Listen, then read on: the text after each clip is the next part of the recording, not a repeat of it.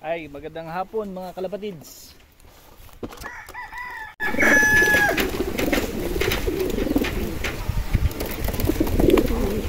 Magandang hapon mga kalapatids, mga kakwento. Alam ko marami nag-aantabay sa inyo nung aking vlog, lalo na nung nakaraang linggo, yung last lap natin. Gusto ko po sa inyong humingi ng pangunawa kung ako po ay hindi nakapag-vlog sa dinami-dami po ng ating pinagdaanan, pinagdaanan natin na mga challenge, pagsubok nung nakaraang linggo. Siguro po let me start itong ating vlog yung tinatawag na natin na the word acceptance, pagtanggap, pagtanggap doon sa sitwasyon, pagtanggap sa katotohanan, pagtanggap sa realidad, Yun siguro yung tema ng aking vlog sa araw na ito. Pagtanggap na hindi sa lahat ng pagkakataon ay panalo tayo. Pagtanggap na may mga bagay talaga na hindi na natin pwedeng gawin, Kaya natin gawin noon, but yung mga circumstances natin ngayon, yung mga pangyari sa buhay natin sa kasalukuyan ay talagang hindi naman na natin talaga kakayanin. So pagtanggap din ng ating pagkatalo, So ito po yung tema, the term pagtanggap. So yun po. Ang naging resulta po ng ating karera, yung ating Battle of the Champions, 5th overall champion and 10th overall champion po tayo. And I have to accept na yun po ang nakaya lang ng ating mga alagang ibon. I also have to accept and acknowledge na dapat maging masaya pa rin ako, kasi sa sitwasyon ko na binuhay lang ng suplemento, ng Gamora Spill at ng aking sigurong background, sa pag-iibon, yung karera ng mga kalapati ko. Kasi kung titingnan nyo po talaga, dihadong-dihado po talaga ako sa laban dahil wala po akong panahon sa mga ibon. Gabi ako nakakarating ng bahay, ng loft, at isang matandang kaibigan ng farmer lang ang nag-asikaso sa kanila. Hindi natin alam kung ano talaga ang kakayanan ng matanda dahil hindi naman po natin may pupush si Manong Rudy kung ano yung pwede niyang ibigay. Ngayon, so still grateful po tayo na nakapagtapos po tayo ng ganong klaseng resulta o nakakamit ng ganong klaseng resulta. 5th overall champion and 10th overall champion is still a achievement ko. Ayan, so kailangan natin tanggapin na ito yung ating kakayanan, ito yung ating nakamit, and we have no reason to complain, or to make an alibi. Tanggapin natin, ito talaga yon, ito yung sitwasyon natin.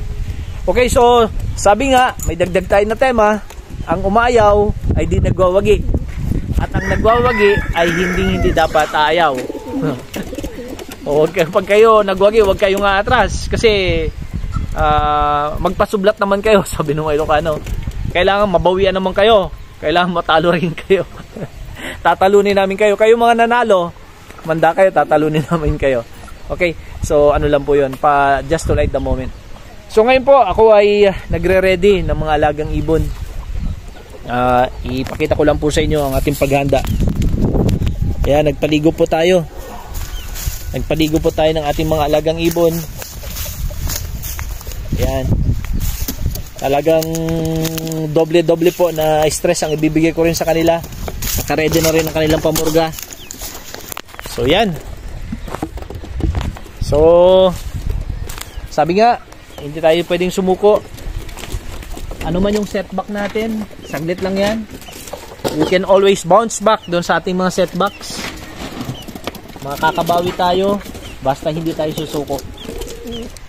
So magpupurga po tayo, Ito po, nagpupurga ako. Vermex po ang aking gagamitin ngayon. Kalating Vermex po ang aking ibibigay sa bawat ibon. Hindi po ako hihingi sa Vermex company ng anumang bayad sa aking ginagawa na pagpo-promote. So yan po, may pinaliguan ako dito na 20 plus na breeders ko. And sakto naman yung binili ko siguro na 14 pieces na pamurga. Para lahat sila ay masubuan. Ayan. Sige, papakita ko sa inyo mamaya yung actual ng pagsubo. So yun na nga po, no. Dami po natin pinagdaanan nung nakaraan na Sunday. Pag-aantay, pagmomonitor nung biyahe ng ating truck, ng ating sasakyan na nagdala ng ibon sa Matnog. Pagmomonitor na safe ang ating ang member ng ating team, yung kanilang biyahe. Marami po kasing nangyari. Hindi ko na po ikikwento sa inyo. Meron din po tayo mga pinagdaanan ng mga personal na bagay, mga atake, mga bagay na hindi naman dapat natin dinadanas. Ayun, eto na, ikwento ko na rin sa inyo. Yung isang po sa atin, yung isang malicious post po na sinabi na tayo isang loko-lokong nilalang na isa raw tayong bogus na seller. Nakakalungkot po yung ganon. Paparatangan tayo ng ganon. Hindi po tayo ganon. Hindi rin po ako agad-agad pumatol kasi sa totoo lang yung unang instinct ko doon ay mag-post din, pero iniisip ko rin po kasi yung aking sitwasyon bilang isang government employee. Hindi rin po kasi maganda na ako'y basta-basta na lang papatol din. So pinag-isipan ko rin po ng gusto yung mga bintang na yon. So ibigyan ko lang kayo ng maiksing paliwanag tungkol doon para po at least meron kayong ideya. Kayo na pong bahalang umusga, iiwanan ko sa inyo yan. So meron po tayong isang ibon na nabili 2 years ago kaya sa isang kaibigan. Ang pangalan ng kaibigan natin si Brian, isang idol natin sa breeding. So inofera niya ako ng isang tutubi line.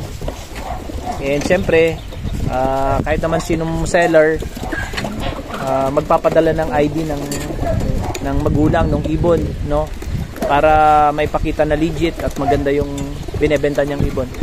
So madaling salita, binili ko po yung ibon ni Brian dahil nakita ko yung magandang magulang, yung tutubi nga, yung golden pair na nakasulat doon. Honestly, hindi ko masyadong pinukosan yung nakasulat na ikatlong pangalan doon sa ID kasi ang nakalagay naman doon ay bred by Jericho Chingso, acquired by Brian, tapos sa baba may isa pang pangalan. So hindi naman po kasi ako nag-iisip ng kung dahil sa akin lang pagkakaalam yan ay legit na ibon ni Brian, as simple as that. So ganun na po. And yung biyahe nga po namin ng Matnog, kailangan namin ng additional finances para sa arkila ng sasakyan. In short, binenta ko po yung binili ko kay Brian. And para mabenta ko siya, inilagay ko dun sa post ko yung sinend ni Brian noon 2 years ago na ID nung magulang nung ibon. Hindi ko naman po nilagay doon na yung ID na yon ayun yung binebenta ko. Hindi ko po nilagay yon. Pinost ko lang po yon, inilagay ko doon sa front ng aking post para magkaroon ng interest yung mga tao. Magkaiba po yung aking binebenta at saka yung ID. Yung ID yung nanay o tatay, binebenta ko anak. And then bigla pong may nag-post o bigla na lang akong tinira lang sa social media na ako raw isang bogo seller. So nakakalungkot kasi bilang kalapatid, sana naman itinanong mo lang muna sa akin, bakit mo nagamit yung ID na yon? Saan galing yung ID? Hindi agad-agad ako pinost mo at sinabihan mo na bogo seller. I come to the point na magpa-cyber libel para sa'yo o sa sino mo nag-post. Pero pinag-aaralan pa rin namin. I hope sa ngayon ay tinanggal nyo na po yung post na yan dahil pwede ko kayong kasuhan. Kahit yung isang player o isang kalapatid ng La Union na lagi akong tinitira, this is for you, kalapatid. No? Nung una mo akong tinira sa social media, hindi kita pinansin kahit anong ginawa mong pambababoy sa akin. Bakit? Kasi nakita ko na pamilyado ka. Nakita ko na marami kang mararating pa sa buhay. Bata ka, meron kang pamilya, maliit pa anak mo. Kung ipapakulong kita, madali lang. Pero this time na pinost mo kaagad yung isang malicious na post na walang katotohanan, na hindi mo lang ako hininga ng paliwanag, hindi pa pwede na lagi na lang tayo magpapatawad. There are times to forgive, ano? There are times to seek justice. So I believe that I am deserving of justice sa nangyari na ito. So yun po, ano, yan yung message ko sa'yo doon sa taga La Union na nag-post. Alam mo kung sino ka. So ngayon po, balik tayo sa inyo mga kalapatids. Araw ng Diyos ngayon, but we have to forgive people, but we have to put people into accountability pa rin. Hindi pa pwede na lagi na lang tayo magpapatawad. There are times to forgive, ano, and there are times to seek justice. So I believe that I am deserving of justice sa nangyari na ito, and kayo po ang bahalang umusga. Ako po ay hindi magbebenta ng maling ibon o mag-imbento ng linyada ng ibon. Hindi po ako pinalaki ng ganun. Balik tayo doon sa ating tema, ano, walang aayaw, ano? Ang umaayaw ay hindi nagwawagi, at ang nagwawagi ay hindi umaayaw. Kaya po ngayon, tuloy-tuloy lang po tayo. Ito, first stage ng ating conditioning. Yung mga ibon natin, pinaliguan natin, pinurga natin. And for the next 2 weeks, alagaan natin sila ng mga vitamins, supplements, para maging maganda yung magiging kalalabasan ng breeding nila. So yun lang mga kalapatids, mga kakwento. Maraming salamat sa inyong pag-aantay sa aking vlog. Alam ko na hindi kayo papayag na hindi makakarinig tungkol sa akin.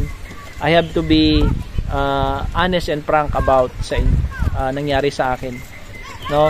Ang bigat ng mga pinagdaanan ko,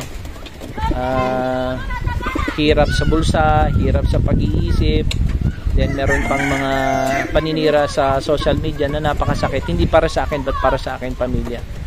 So yun po, no? I hope sa mga nanghusga sa akin, na iniiwan ko po sa inyo yan, no? Yung karapatan, pero I hope na you give people a chance, ano? Hindi po agad-agad tayo manghusga. Sa mga nag-message naman sa akin na nagpakita ng support at paniniwala na si Kuya Rans ay isang mabait at hindi loko-lokong tao, maraming salamat po sa inyo. Hindi ko po kayo bibiguin. Ayan. So mga kalapatids, patuloy lang po tayo. Hindi po ibig sabihin na talo tayo ngayon, ay susuko na tayo. Ulit-ulitin ko yung message na yan. Ang umaayaw ay hindi nagwawagi, at ang nagwawagi ay hindi po umaayaw. Happy flying po. Until next time.